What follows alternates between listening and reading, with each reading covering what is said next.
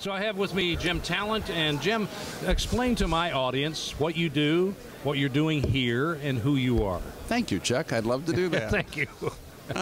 I'm one of Governor Romney's senior policy advisors. I'm a former senator from Missouri, and I was the first a public figure outside of Massachusetts to endorse him when he ran in the '08 campaign. So, right.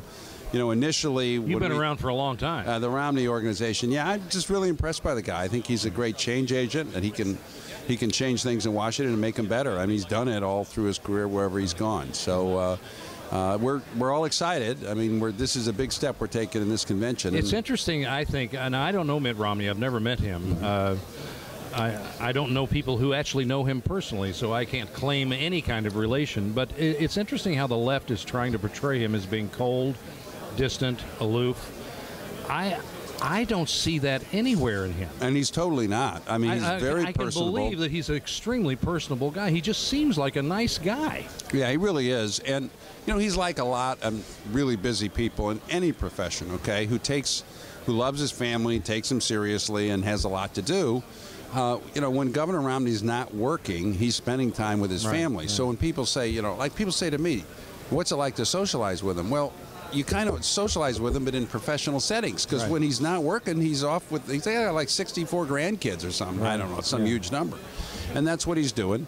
I thought what Ann said last night, I was really pleased when she said, you know, he helps people a lot, but he doesn't talk about it because he doesn't think it should be a talking point. Isn't that I can relate to that because it's a weird relationship, but as a celebrity, I remember I was doing a talk show that was not very successful, but I had a PR person assigned to me, and I didn't want a PR person. A lot of times Warner Brothers, NBC, ABC, CBS, they have their own PR people, but this was a different kind of assignment. And she sat me down in my dressing room, and she said, now, Chuck, let me ask you something. What charities do you contribute to? And I said, why do you ask me that? She said, well, because this is really important. We will be defining you as to how charitable you are and what you do. And I said, oh, really? Well, I'm afraid we're not going to be very successful because what I do charity-wise is my business, and I don't like to talk about it. And that's always perceived by the left as a deficit instead of a character. And I can imagine how many benefits you did, or you would host auctions or things. Well, she just didn't understand it. Right, and you just didn't, you know, that's a tradition in this country that people do good. My mother was very much this way, and they don't talk about it, and I admire Romney for that. I do too. But I mean, there are so many instances that have become public, and when you talk to people who've met him and dealt with the Romneys over the years, these are giving and caring people. What I say about him is he has the heart of a servant. I mean, he really does. Well, that is huge. That really is huge, because we are in a time right now that I may be reminding you of a quote from Washington, but I have to use this because you've got the pockets to put this in and use it. It's a great quote. I was looking back on Washington like a couple of weeks ago, and I'd never heard this before, and what he did was he described government as it is, what it isn't, and what it could be. And it was very short and concise. And he said, government is not reason. Government is not eloquent. Government is force. It's like fire. It's a dangerous servant and a fearful master. Yeah. Have you heard that before? I've never heard it, but it sounds very much like him. I mean, but my God, how incisive is that? And the founders in general, I mean, they really understood. And we've seen this, Chuck, the last few years, when we've had an economy stifled, basically because of the government. I mean, I tell people, this is the first time in my life I'm afraid I can't protect my family from what my government is doing. I mean, Obamacare. Well, it's that master. It's that fearful servant. We are fearful master. We have progressed to the point where Washington saw, and that's why I brought it up, is we are not at dangerous servant anymore. We're at the government being a fearful master. Yeah. And we're living under that. Exactly. And it's very dangerous. Governor Romney talked about his energy agenda the other day, and there's a lot of really good things in this. It basically amounts to getting the government out of the way of the people who want to produce energy in this country. It takes over 300 days for the government to consider a permit for exploring for oil or natural gas in the West. Colorado does it on state lands in 27 days.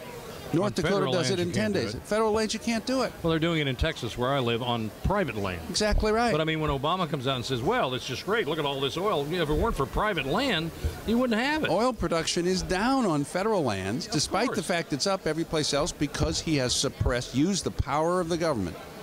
Right. And it's, you know, we need a reduction in the size and scope and power of the federal government in particular, and then the economy will get going, and then we can balance the budget. And you know what, Chuck, that's what I liked about Kasich's speech so much last night. He said we had this enormous deficit in Ohio, we fixed it, we made it better, and you know what?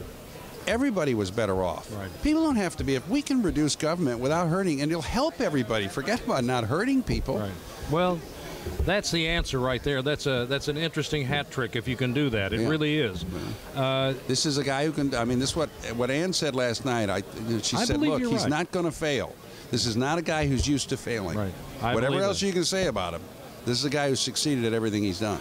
Well, let me ask you one other thing before you go, because I know you're probably busy today, and I'm talking to other people. Folks, there's this long line of guests waiting for Chuck to interview him. They're going to pull a chair out from under me. They have no idea what they're up against. Anyway, the one thing I wanted to ask you is, I'm really here kind of advocating for seniors. In fact, I am advocating for seniors. I'm just a citizen. I don't really have a dog in this fight, other than I'm a conservative, libertarian, Republican, blah, blah, blah, whatever that is.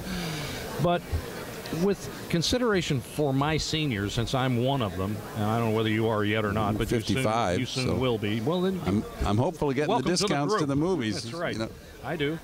So, what is going to happen with seniors economically? What can they look forward to as a change with Mitt Romney and Paul Ryan?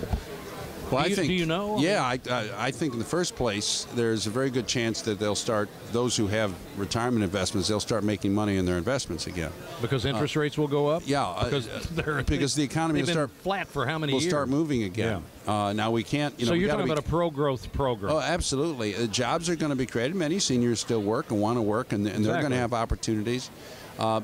Here's, I think, the most important message I'm sending to senior citizens. And I'm a huge advocate for Romney, and I'm a Republican, but I would say this if I weren't, okay? And because I was in Washington a long time, and I hope people will listen to this. I'm all ears. The Obama administration took $700 billion out of Medicare, okay? As you know, and I'm sure you've talked about it, to pay for new federal spending, the Obamacare program. And I'm just going to tell this to the seniors. If they let Washington get away with using Medicare as a cash cow to pay for something else that's not even a senior program, you can wave Medicare goodbye. Because once they start doing that, they're going to look at that money and it's a big pot of money. $500–600 billion a year spent on Medicare, and they're going to use it to finance every other part of the bloated federal government. And if I wasn't a Romney, I'd just say, don't let them get away with that. Proposals to fix Medicare, and they come from both parts of the political spectrum, and they're offered in good faith. Fine. Maybe you like them, maybe you don't. But taking money out of that program to pay for something else, that's indefensible. And I can't remember when it's happened in Washington and when they've gotten away with it. So, well, gotten away with it may be the key. Yeah, exactly. And I just hope seniors, and we're in Florida right now, I hope they think very carefully about that. John, thank you. Thank you so much. I really appreciate it. It's very nice to meet you and to get to know you a little bit. And I know we don't have much time, but thank you. I'm a fan of yours fan. now. I'm a really thank you so much.